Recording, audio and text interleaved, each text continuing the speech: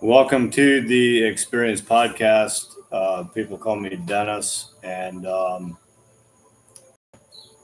I'm here in this moment to share a world with you that is present within this vessel in this moment. And I'm grateful that you're here. And I assist people that are in the old world. I'm a bridge for those people to come to the new earth, out of the matrix and into a world of peace, love, and joy and cooperation. And if that is anything that inspires you or has questions rise up in your being, make sure that you reach out to me in the description, and I can assist you in stepping into that new world.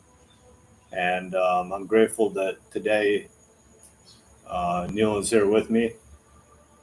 And also, make sure you like, comment, and subscribe to this channel. But yeah, today Neal's with me, and how is it with you? When you ask the question, how is it with you? You is what doesn't actually exist. So now I am in Neal is trying to figure out how you is doing, which doesn't exist. My name is Neal. Neal's not my name. Neal is part of the you wording that we use to describe separation, which is illusionary. The truth is oneness, which is infinite connection. I am a multi-dimensional, infinite spiritual being that's expressing through a human body. I'm a child of God the Father, and I'm also a coach that specifically assists conscious people in their 20s and 30s exit the matrix and be with their soul family. And so if you're waking up and you're in the old world and you're in the matrix of perception, of opinion, of expectation, of my truth, and you're interested in the truth, you're interested in living and speaking the truth in community with like-minded people that are also living and speaking the truth, then reach out to me via email and reach out to me via Snapchat that you'll find in the description of this video. And so with the how we use wording is you, I can say you there on the other side of the screen are watching me here communicate, and that gives distinction of our bodies having an interaction. Well, the truth is me doesn't exist and you doesn't exist. I am is what is real, and it is what is the truth. The you and the me wording are they only exist in language, and beyond language is this infinite connection, which is a space of love, which has me be present, and when we tune to love, we're naturally centered. It is and the centeredness is always available, and we choose to be centered, and we choose that being centered by focusing on the inherent present observer that we always are, but we can get lost in the past or in the future, bringing in depression and anxiety, and we can use that to forget that we're the observer. And by being the observer, that is our access to presence. You're the gift, and I'm the gift, and I'm complete. And because of that, I know you're complete. And there's an unfolding happening. There's a sanctification happening, but your inherent, the truth nature is completion. It's already done. It's already complete. And coming from this space of completion is an additional component to presence, to centeredness.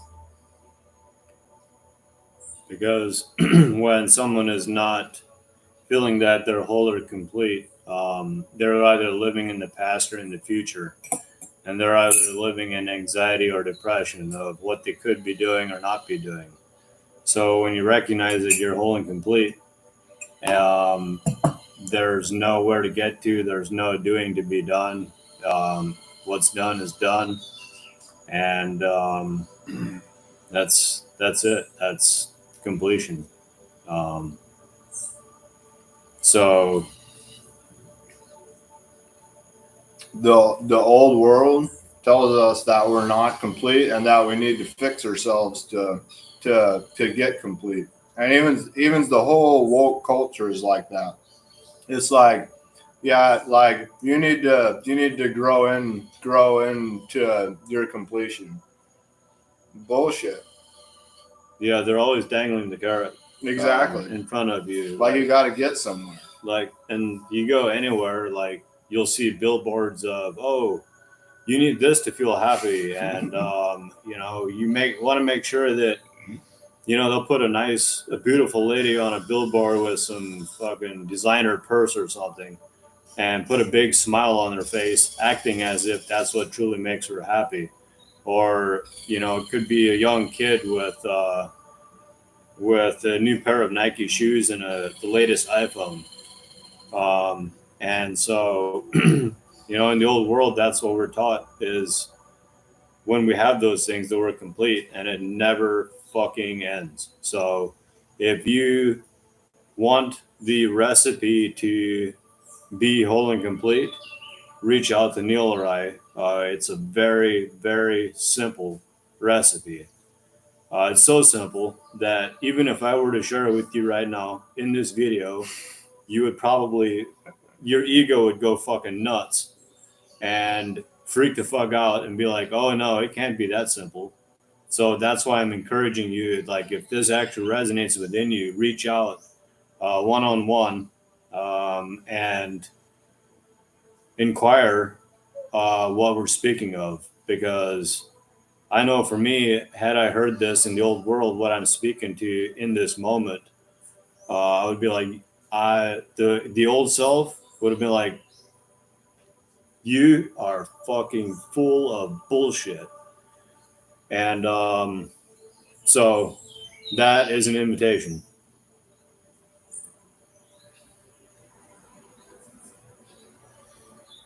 What's your recipe, Neal, for staying centered?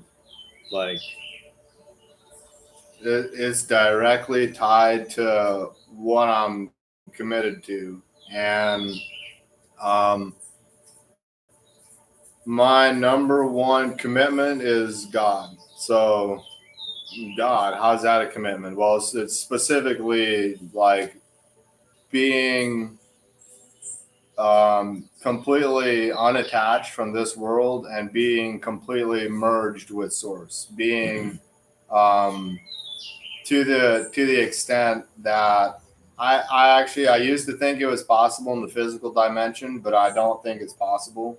I think we need to transcend the physical to have that total union is what I think. I think we can get glimpses of it here in the physicality, but I think for the full on experience, we transcend physicality. So that's my number one commitment is complete union with God and total unattachment from the physical. And then a secondary commitment that I have with that number one commitment is to be fully authentic as my true self in the present moment.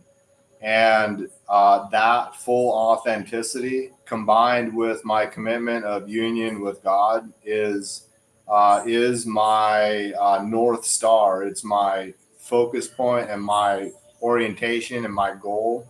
And it's at this point, it's not a goal. At this point, it's done. It's done inside of me. Yeah, I don't need to like. There's an unfolding that's happening in the physical dimension, but it's not like I'm striving to be in union with God at this point.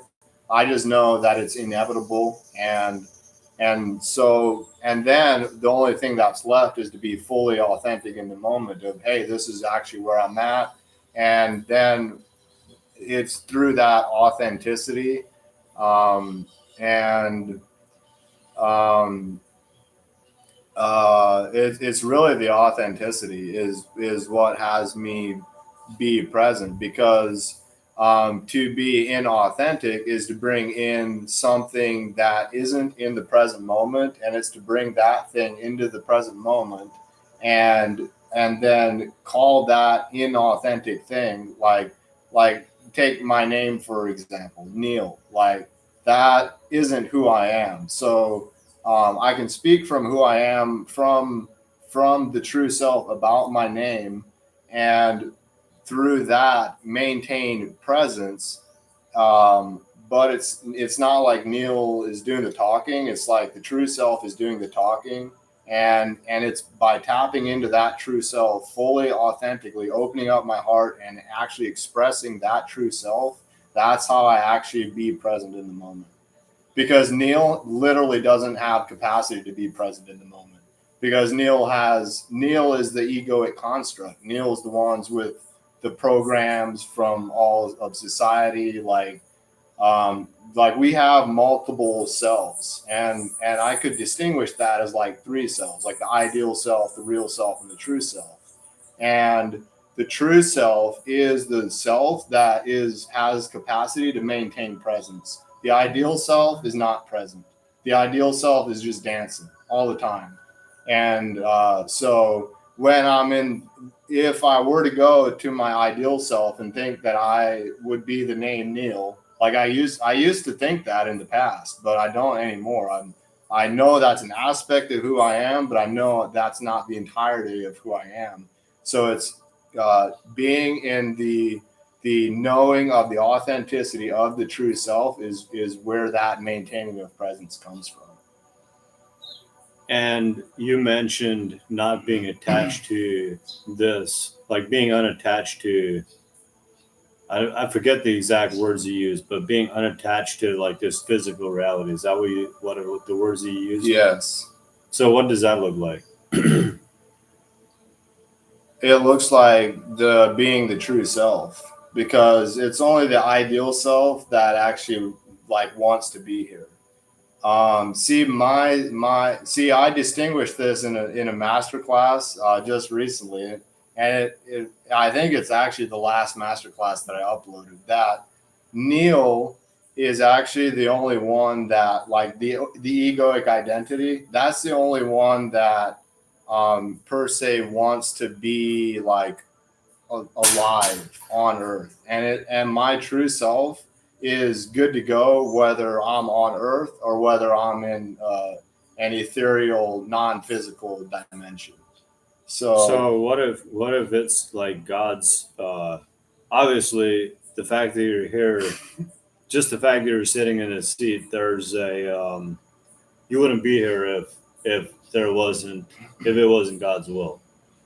And so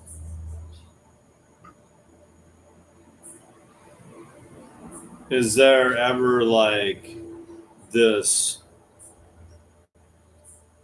gap of being unattached and like actually experiencing fullness and the full expression of what's the present of the present has because of that not wanting to be here? um, with the egoic identity, that to answer your question directly, for me personally, no. In the past, yes. Now let me discern it further. So, in the past, I um, the the not wanting to be, the unattachment to physicality Yeah. was Neal thinking that I wasn't complete, and that if I wasn't in the physical dimension, I'd be complete. So then there was that disassociation in the past. Now, coming to this present moment, the true self, I am inside of Neal, has a knowing that is inherent, that is completion. Like, literally done, complete. There's nothing for me to do. There's nothing for me to not do. The only thing left is to be the observer, to be present, and to experience the present moment fully. So now the Neal egoic identity is that thing to come online, is that thing to start speaking, to start communicating, which is the ideal self, which is for me the people pleaser, the one wanting significance, the that thing in here, Neal, the egoic identity with all the programs, that thing is what dissociates, but my true self actually doesn't have capacity to dissociate. It only has capacity to be present. And that's what I'm talking about today is that true self tapping into that is when we're present. Because when we're in the ideal self, we can't be present. If you think you're your name, there's no way you can be fully present.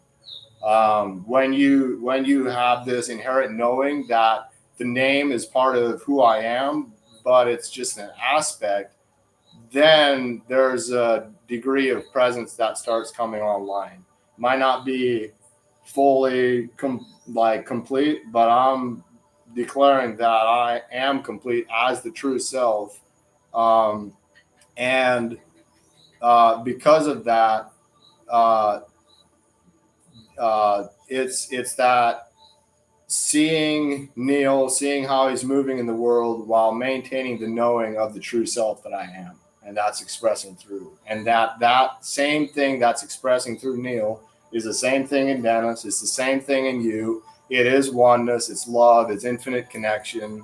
And I'm present to the gift that I am, and I won't tolerate you or you communicating from a space of incompletion, because I know that you're complete. And what that would look like is if I would communicate with Neal, being a victim, villain, or a hero, and being on a triad. So anytime that we're on the triad, the relationship triad, it looks like a victim, villain, or a hero. And so the true self doesn't tolerate incompletion because it already knows the truth. Yeah. But there's times when I'll go into my real self, or I'll go into my ideal self. And in those times, I tolerate incompletion only specifically because of experiencing incompletion inside of this body. And so when I'm in the true self, incompletion is intolerable. It's because what is outside is directly a reflection of what's happening inside. So if I'm complete inside as the true self, that's the only thing I'm seeing outside. But if I now step into my ideal self or my real self, then that's when I'll sometimes still slip into tolerating incompletion. But anytime I tolerate incompletion, it's because I'm not fully present to the completion that I am. And when I am fully present as my true self, then boom, it's done. In the moment, in the present moment, not like done like I got to get there, like right now, done. Yeah. And what I just heard you say is that there's no out there. There's no outside. Like anytime that we see something outside of us that we think we should change or that should be different, that's actually just a misperception. And sin is actually a misperception. So when we don't see ourselves as being whole and complete, we're looking at ourselves as being sinful. And Jesus already completed that loop for us. Like he did what we're not able to do. So it's a surrendering to him. And I also heard you speak earlier in your conversation is your recipe is seek first the kingdom and all else will be added. Very simple, but are you actually doing it? And I'm actually speaking to myself because I'm finding myself to be there more and more and more. And when I'm not there, like I'm bouncing back quicker into the kingdom. Um, then peace, love, and joy. Then it's a projection of something that's not complete within myself.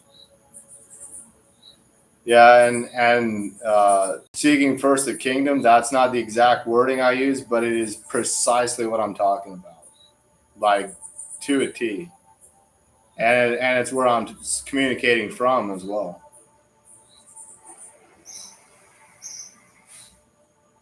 So when this is yeah, so it's all inside of us. So if we're having people around us that are seeing incompletion, there's like two things going on. Either we're incomplete inside of ourselves, or we're complete and they're projecting their incompletion on our completion. So they're open and conscious that there's probably more things going on, but these are the two things I'm specifically communicating about right now. So the when I'm complete, then naturally when I look and observe and be and hear and take an action, um, it's all part of just the wholeness of the I amness of God and source of love. It's an expression of love, to love, by love, received as love. And when when when love just was, it's like I'd like to love something. So that's where division comes in. That's where two comes in. So that love can love something else, and that love can be given and love can be received. And so now when I'm complete, and then somebody is like uh, is see. Another thing is when you declare completion, um, yes, your environment will reflect that, but initially there is also anytime we declare something, flying monkeys show up, which will look like the opposite of completion to find out how complete you actually are. And it is through maintaining centeredness, it's through maintaining being in the truth, being in love. When projections are coming at you, when the shit's hitting the fan, when the outside environment, everything in the outside environment is telling you that you're not complete, but you know the truth inside of the true self of the I amness that's in you. That is how you maintain center in a chaotic environment, and that is the epitome of completion. Like that's it. If you've done that, boom, like it's done. It's being present to the present of the present.